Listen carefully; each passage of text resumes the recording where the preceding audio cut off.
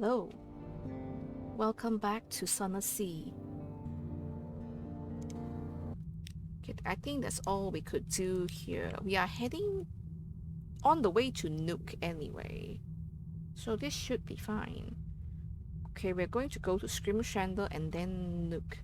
And then maybe after that we can go back to Mount Palmerston to restock on fuel.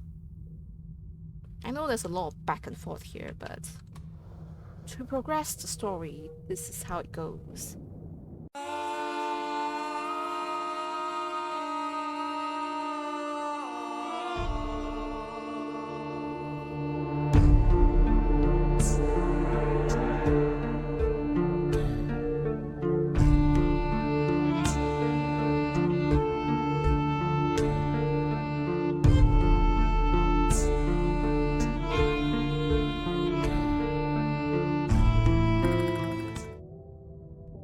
Okay, we're back in Scrimshander. Okay, accept the price and dock. Okay. Which one was it? Let's get the port report first. Then gather at the stage of history. What's this? Is this an ancient chronicler? Ah. I guess. A day dictated. The monk describes a day in the life of a tomb colonist. While you wield the quill, it snips carves the bone easily as if it were mushroom flesh. The tale is dry, but he insists it be recorded for posterity. Few tomb colonists come to share their tales, a historical blind spot he laments at length. When the work is finished, he invites you to see further tales in the ivory archives as his guests. Now 2 time in the archives, yes. Okay. Delve into the ivory archives. The ivory archives are a wealth of history with ages of visitors' stories carved into the bone pillars that build the citadel. It's something between a library and an ossuary, but less inviting. You want enough time in the archives to explore and return afterwards. At least 5 points is recommended, but more will allow deeper explorations. Do not overstay your welcome, it will not be pleasant. How many points do I have? 1 or 2. How do I get more? Let me go try the stage of history.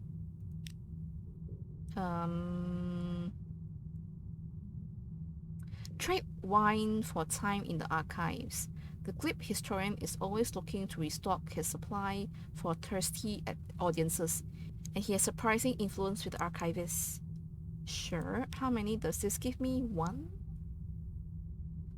The solace of history, the glib historian holds surprising sway with the archivists. He assures you that those surrounded by the horrors of history often need a stiff drink. Fair enough. I can get 5, right? Sure. Give me all 5 so I can spend more time in the archives. Okay, let's leave and go to the archives. At least 5 points is recommended. That's right. So I have 5. Downwards into history. The monks grudgingly allow you to enter, but warn you that staying longer than your allotted time will incur significant penalties. They refrain from going into details, but you notice that their bone quills are significantly larger and sharper than their fellows. Oh, you're gonna stab me with your quill? Okay. Oh, searching the ivory archives. Narrow passages wind through the old city, shadowed, ever descending. You walk alone, except for the constant remains of those who came before you, each bearing their sad, small tales. They all end the same way. They all end here. Will you? Let's continue downwards. The tale of the dead surrounds you. Each step buries you deeper in the past. Downwards into history. What came before now? What terrors of yesterday led to today? Flesh fails. Oh. Question an ancient assumption. Everyone knows that city and its people were completely destroyed. Everyone except the authors of these records, apparently. Which city? Survivors of a sort. So much for the old theories. It seems that disaster wasn't so natural after all. Devils were less fond of subtlety back then. Okay. Let's continue downwards. Yeah. Steel yourself before a dread visage. History's horrors are too numerous to count, especially when their results are so difficult to face directly. Unflinching examination. You've seen worse. You've had worse done to you. In fact, you've probably done worse to others, but only to those that deserve it. How many more do I have? Okay, I have 2 more. I need to find a hero, right? Those don't sound like heroes. Oh, here. I can bury the Challonate's unwanted past here, or unearth a heroic tale. Let's just finish the Challonite thing first. Bury the Challonate's unwanted past. Here, the muscular monk calls out to you. A wall has crumbled, revealing a once sealed vault. This will become the tomb of this cargo of lies. It's the truth, my man. You're just not willing to accept it. The burial of shame. The walls here have crumbled, revealing an old vault. It is narrow, like a cloister of bone. The muscular monk hauls the cargo inside. I shall make my vigil here. Wall me up once I'm within. Inside you can see other casks, similar to the cargo. A skeleton sprawls before each, or a mouldering corpse. How many times have the Challonates buried this secret? Wow. I can do as you were requested or overwhelm the monk and prevent him from entering the cargo.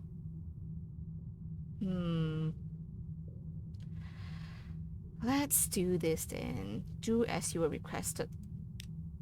Preserving a past, you begin to wedge bones into the hole. You arrange long bones like bars to provide a central structure. Then you surround them with vertebrae, slotting them neatly together. Where a gap remains, you pout bone meal into it. The last you see of the monk, he has laid a ragged blanket over the cargo of answers, and is sitting silently upon it, head bowed. The last bones grind into place. He's gone. Okay. I can return to the Chalonite chronologist in Scrimshander. I think I have 1 more, yes. Continue downwards. Can I find the heroic tale this time? Oh, no then. Stumble upon mummified remains. The remains in this ancient hallway aren't bone, but mummified remains wrapped in linens, lying in repose. One could almost mistake it for a tomb colonist at tea. A royal sort of remains. These one's wrappings are of a different quality than the rest. Ornate pictographs sewn into the linen with golden thread depict an ancient city, long collapsed. Beneath, the bones are immaculate and untouched. Oh, I stole the linen. Fair. Nice. Overstay, you're welcome. You can't stop now. You need to know what came before. Damn the cause. 75% chance. Should I? I could get stabbed by giant quills. But 75% chance is pretty good. If you don't get the heroic tale this time, we'll do it next time. I succeeded. Nice. No. Take an unexpected reprieve. What's this? Someone has built a personal honey den in this hidden chamber. Still decorated with skulls, of course, but at least they are smiling. Okay, I got honey. Nice. The most pleasant sort of mausoleum. You dream of ancient fields and peaceful deaths. When you return to reality, you find yourself cradling the skull of the honey den's previous master. In this place, the idea of such a death is almost comforting. can still do it. I succeeded, Attacked by a mad monk. Turning a damp corner, you find a bedraggled monk. Her drowny eyes are wild, and she stands over the remains of one of her fellows. She raises a flensing knife and lunges at you. A fate written in bone. You parry her lunge and she flees into the dark, leaving the partially peeled monk. But wait, its bones have already been inscribed, even where the flesh has only just been stripped away. Through the viscera, you can read an account of the poor soul's final moments. Ooh. I can still do it. Give me the heroic tale. Oh, what's this? Ambition. Explore the Stygian repository. Or I can explore a knot of passages clogged with half-finished statues. Of course, ambition. The ivory fades. The chambers here are carved from the blue-black bones of the worst monsters of the deep. The Stygian repository. The repository is filled with statues carved from the same black bone as the walls, the ceiling, the floor. This statue exults over the body of a fallen foe. This one drags itself up a shingled slope. This one is a child with the bleak eyes of an old man. The floor is carpeted in thick, dark bone dust. You move deeper into the serried population of statues. Wait, that one is not a statue, it's a woman, observing you with peregrine eyes. She wears a dusty apron. One hand holds a delicate brush, the other thin, gleaming chisel. Who are you? Mariam. Her skin is the exact black blue of the bone walls. She brushes dust from her apron. A small copper kettle steams on the floor at her feet, emitting a sharp, nutty odor. Every surface in the chamber, a tessellation of the cemented bone, is engraved. Amongst the treading scrawl, certain phrases repeat. Remember the wax wind. It will find you. I am a candle. Wind, wax, wind, wax, wind, wax. I can give her Lighton's locket. I think you must be lost, she says. Before you show her the locket, she takes it thoughtfully. She listens as you describe your ambition. The locket turns over and over in her hands. Her eyes are dark, fathomless. When you are finished, something stirs in them. Immortality. True immortality, without tricks or compromise, resides in Naida. We can help you. Yes, we failed once, but failure hones, it hardens. Help me take Naida, and you will have all the life you could ever live. But to get it, we must restore the 7 against Naida. Ooh. Okay, so we need to restore the original 7 against Naida, which is the financier, Lighton, a propagandist, whoever this is, a guide, a commander, a fleet captain, and a healer. I think this is Roselia, isn't it? This is Roselia in NT. I assume all of these people are from the Untersea. The fleet captain, he's the guy in Hideaway, right? I think I recognize this little portrait. I don't recognize the rest. I guess I can find them in other places. Maybe. Okay.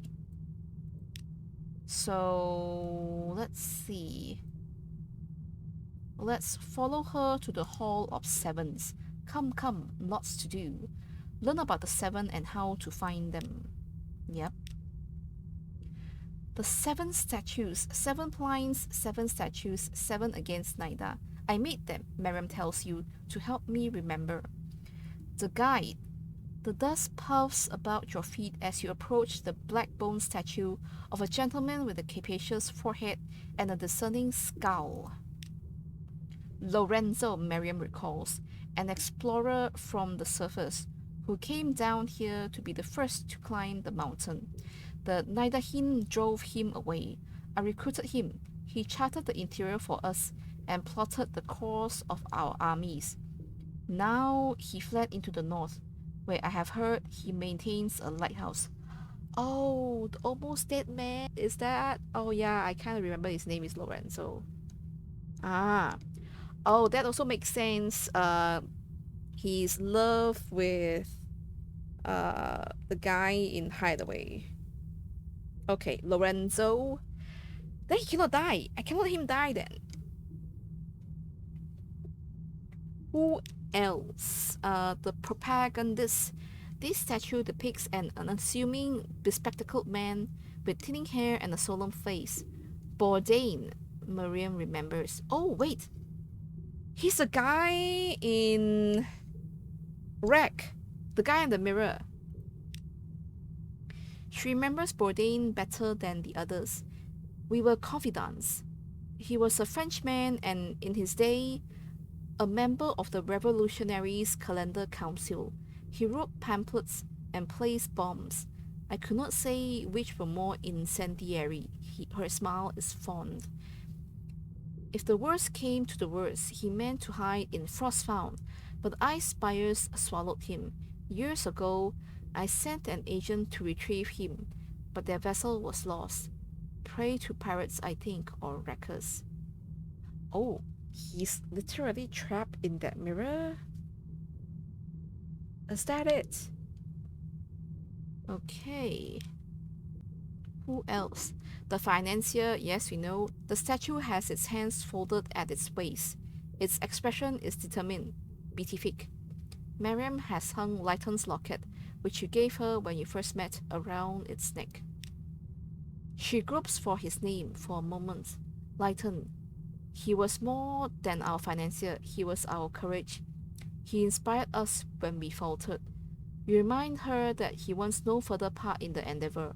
Yes, but he has told us who should replace him. She clicks open the locket. The face of the fierce philanthropist looks out. Ah. Okay, we have to go back south then. There is the soldier, a well-built man in late middle age. His head is bald. His beard is clear. Batuk, Mariam says. Pleased that she could remember. I'm rather proud of this one. I don't think I know this one. Mariam examines the words as she once carved on the statue's spine. Yes, Rosina's cousin. He was one of the Presbyterian's border guards, the gracious. But they discharged him when he allowed an explorer access to the interior. An explorer, she taps her teeth, thinking, Lorenzo? Afterwards, Bartok became a mercenary and joined our number. He'd had enough of discipline. He will have sought a place of freedom. Is he the guy in Nook? They were supposed to deliver this letter? I think so. Okay. I didn't know that the letters are part of the quest. The captain, a wiry gentleman of the Canate. His graven expression is unimpressed. This is Eric, Mariam tells you. Engraved on his pliant are the words, the second of the seven. I remember that he was the first I recruited to my scheme, Mariam says. He was a scion of the Timon, injured in a battle against my homeland. I saved his life. My father was not pleased. Eric seized the polytrymy vessels we needed to navigate the Red River. He commanded our fleets. After our defeat, he planned to go to Hideaway. He said he had an idea. Ah. Okay. The healer. This statue is of a woman of advancing years, a daughter of the Presbyterian, clad in a priestess robe. Our healer Rosina, she was the abbess at the hospital in Adams Way, and petitioned Nida on several occasions to afford her patients additional time. The Nidahin ignored her. I did not. Mariam rubs her temples, struggling to remember. She contracted a condition of her own. If she has survived, it will be because she has found somewhere calm and clear and hard, empty. And then there's a schemer, a statue of Mariam, clad not in a mason's apron, but a royal gown. A knowing smile graces her black bone lips. To remind me what I was, she says, before the Phantom King changed me, before I began to forget. She looks at the replica of herself, chewing her lip. I look certain, don't I? Confident. I wonder if that was true, or if I made it up. What happened to you? Speak to Mariam. You have questions of her. Yeah.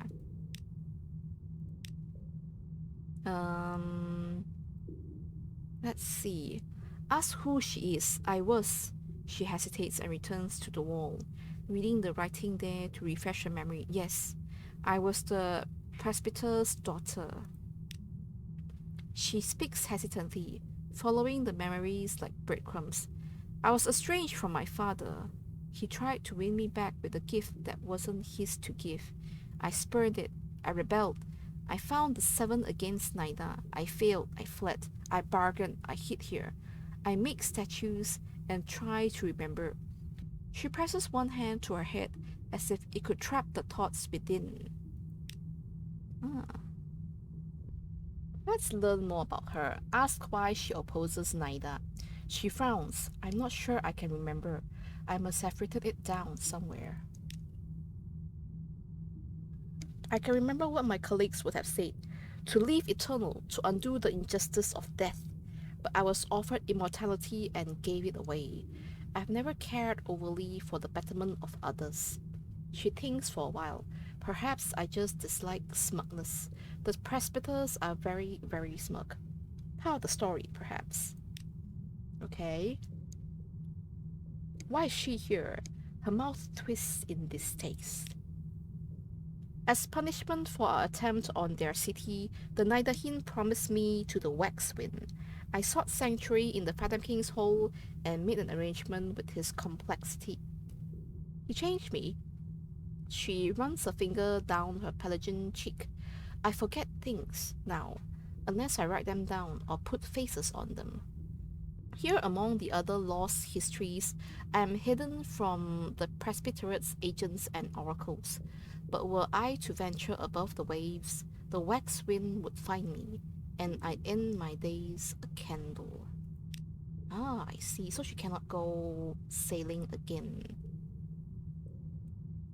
What was her role in the 7? I gathered them, and once they were gathered, I became their schemer. I engineered wars between the sub-kingdoms of the Elder Continent to distract the presbyter's attention.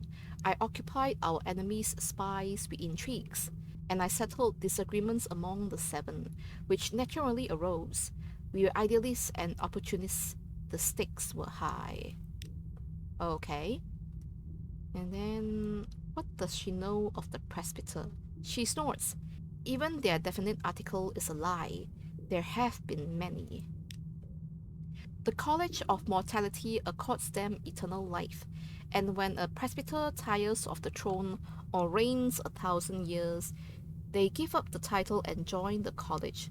Thus everything remains the same. The old presters choose new ones, and new ones join the old. Okay. That's it. It's all the options, I think. But if she cannot join us, then who does she suggest? Maybe I am the schemer this time? But let's try this. Offer Mariam intelligence. Perhaps she can suggest new candidates to join the 7. Oh. I can only replace Bourdain, Lorenzo, and Rosina. I assume if, let's say, Lorenzo dies because he is an almost dead man, as well as Rosina. Okay. And we don't know how to get Bourdain out of the mirror as well. Oh, I need strategic information for this. Interesting. Some of the 7 may be unable or unwilling to return, Mariam says sadly. If that's the case, we'll need replacements. Bring me word of the wider need, and we can identify appropriate candidates. Okay. I think that's all we can do for now. Yeah. let's return to Scrimshander proper. You have other business. I will return. You know the way now and will be able to return more easily. Okay, we're just like straight out of the Ivory Archives now. I didn't find a hero's act, unfortunately. So let's return to the Chelonate chronologist. You have done as he asked. Evidence of the Chelonate's inglorious origins has been concealed.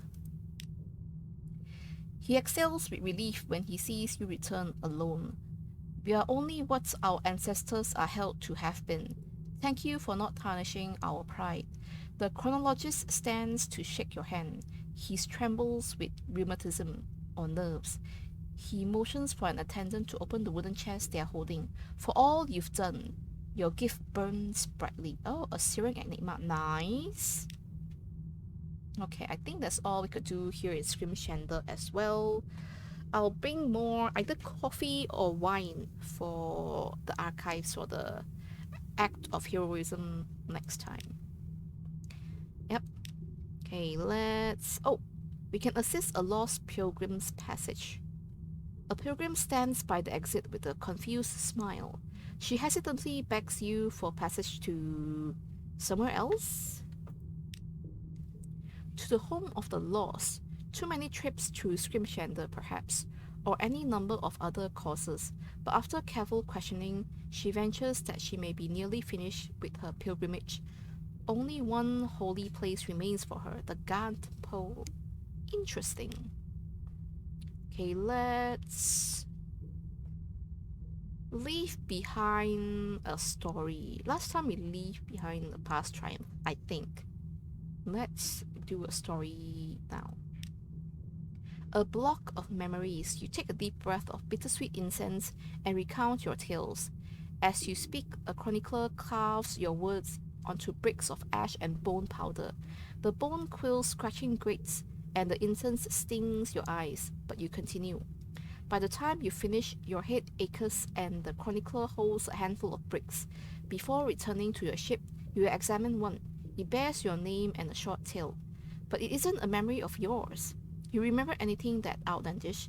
Best to leave before they realize the mistake they've made. I feel like they're just not really like inscribing history.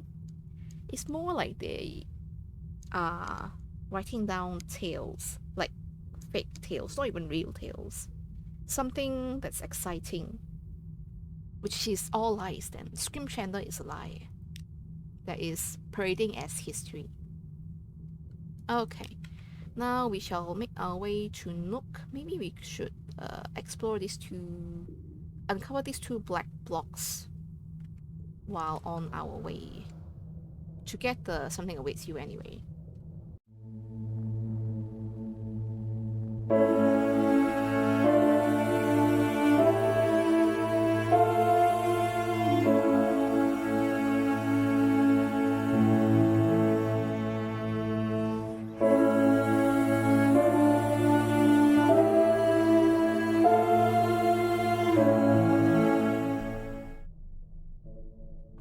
Okay, we're back in Nook. Also on my way over, I realized something. I used up all the wine in Scrimshander. I needed wine for Nook. Oh no. Oh well. Okay, let's just check the diving suit, yeah. In excellent condition, yep. Oh, I can't even enter?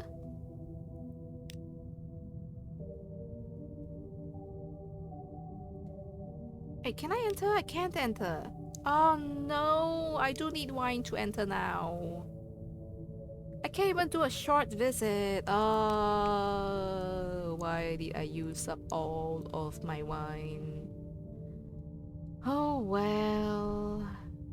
Okay, since we cannot enter Nook,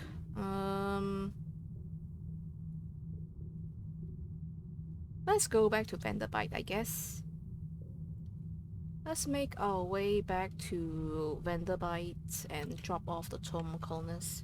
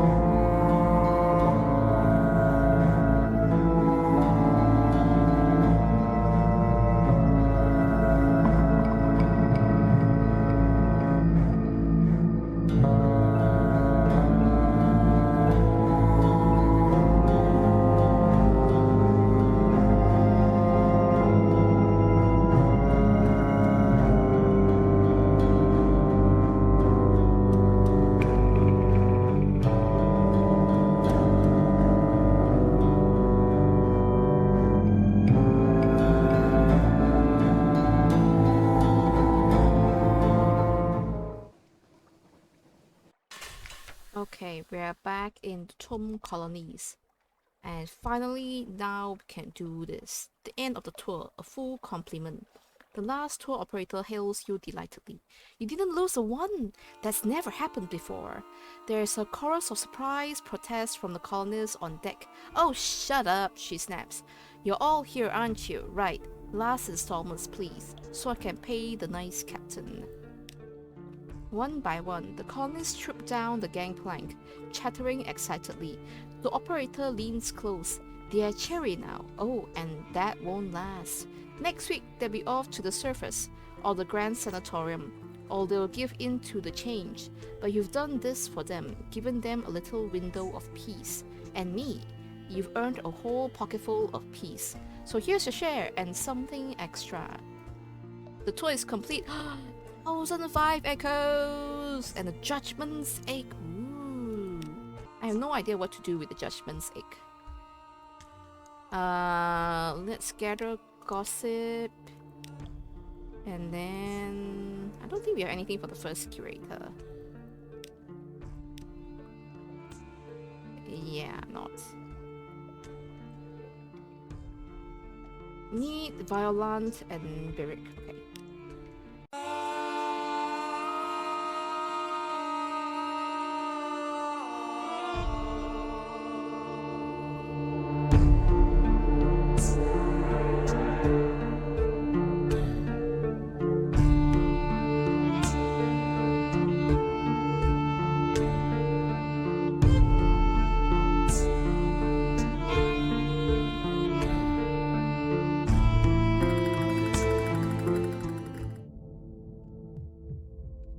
We're back in Low Barnet. Okay, let's...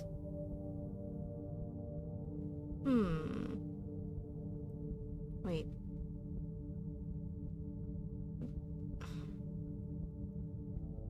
I think we have to participate in another contest of stories to progress, right? At the altar, they are recruiting storytellers, and your life is fascinating.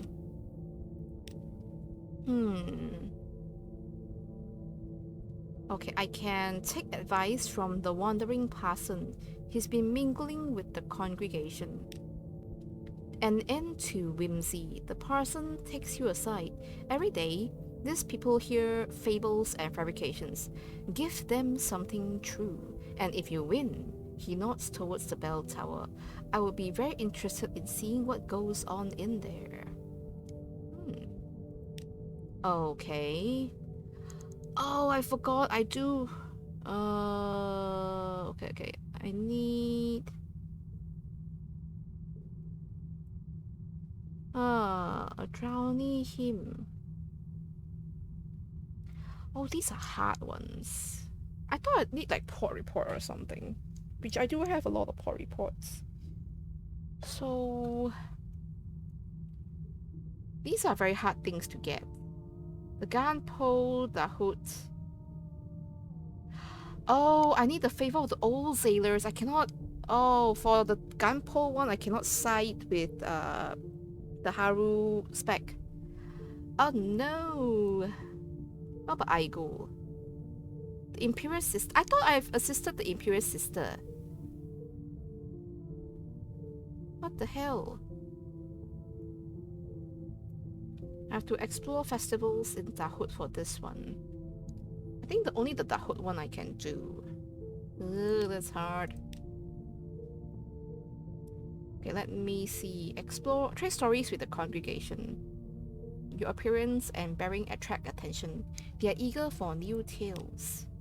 Is this the one with the port report? Yeah. This is the one with the port reports. At Low Barnet, everyday animosities are set aside in the pursuit of fine tale. Carginian traders mingle with Royal Navy deserters, rum-addled pirates, and the rubbery men.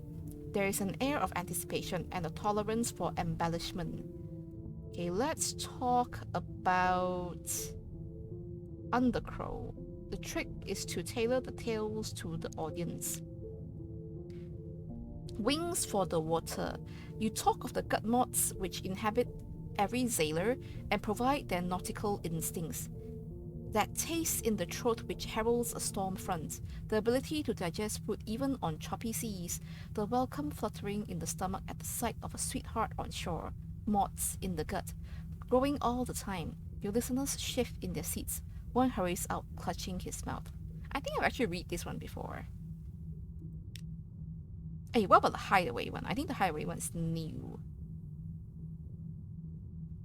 Did I give them all of the port reports here last time? At least the Undercrow one I remember I give them. Let's try giving them the hideaway one. There is little need to exaggerate. Urban adventures. You speak of the city on the back of a beast. It is difficult to find, for it roams throughout the Untersea, above the waves and below. It scorched its belly on Mount Palmerston and snapped the top from Massey's shaft. It blocked the harbour at Adams Way and gave birth to the Grand Fjord. Why? Last you heard, it was making for London. Okay. What else? Have I done the anti one? Let's just do this to see. Crystal clear. You talk of consuming desire, and mornings where every moment gleams with promise. You talk about broken vows, and a love shattered, about a heart growing sharp at the barber's razor. You talk about how clearly we see the passions of others, while obscuring our own notice. The listening sailors cast their eyes down, looking into the past. I don't remember reading this one. What about Scrimshander? Oh, I cannot do Scrimshander? Ah. Okay. I've got it higher than 7. What now?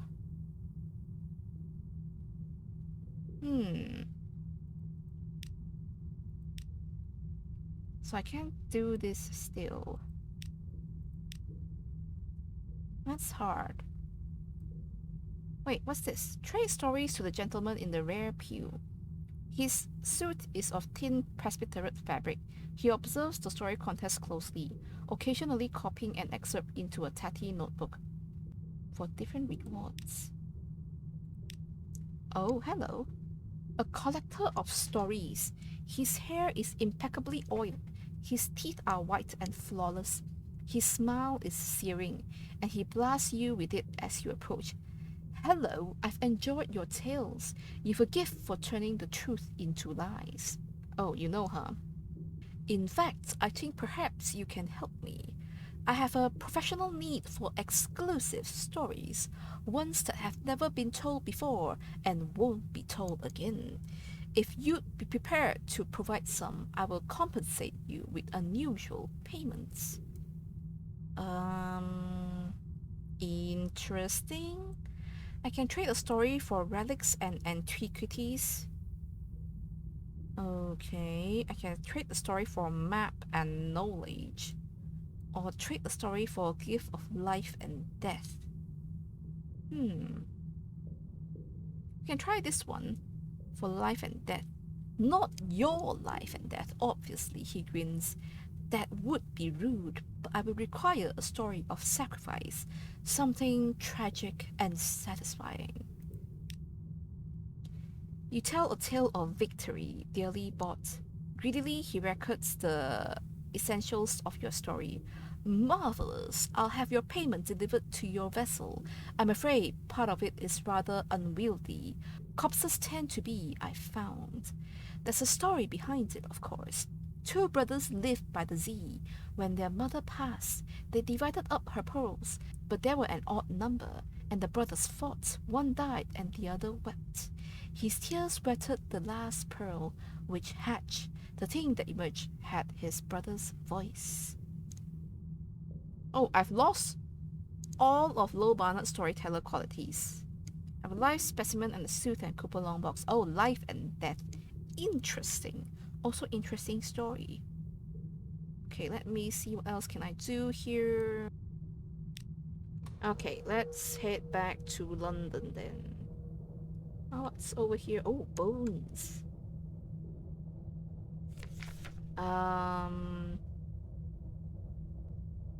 Gather up the bones. Let's gather up the bones. Gain 4 lamentable relics, nice. Okay, then let's surface. Oh, there's something here, but too late. I do wonder though. Our terror is pretty high. But going back to London only reduces it to 50. So the next time we leave, our terror would still be pretty high. I guess there are chances of us to... When you're in the undersea and if your terror is high, there's a chance to find a certain monster in the sea, which I think we will have a chance to find him later. I have nothing to hide. Yes. A breath of relief. Thank you, thank you. How did I gain nightmare strength? What? Okay. Collect messages from the Harbour Master. The alarming scholar wants to see us. Okay. Oh, wait a minute. What's this? The incarnadine robe of Mr. Sachs. It sits on your chair. This has possibilities? Okay. Ho ho ho! Londoners give generously to Mr. Sachs. It is really that time of the year, some of them ask. But a shake of the sack is all that it takes to convince them it is better to give than to receive the crimson beast of winter's displeasure. You return home with a bulging sack of shiny new toys. When you next wake, the rope is gone.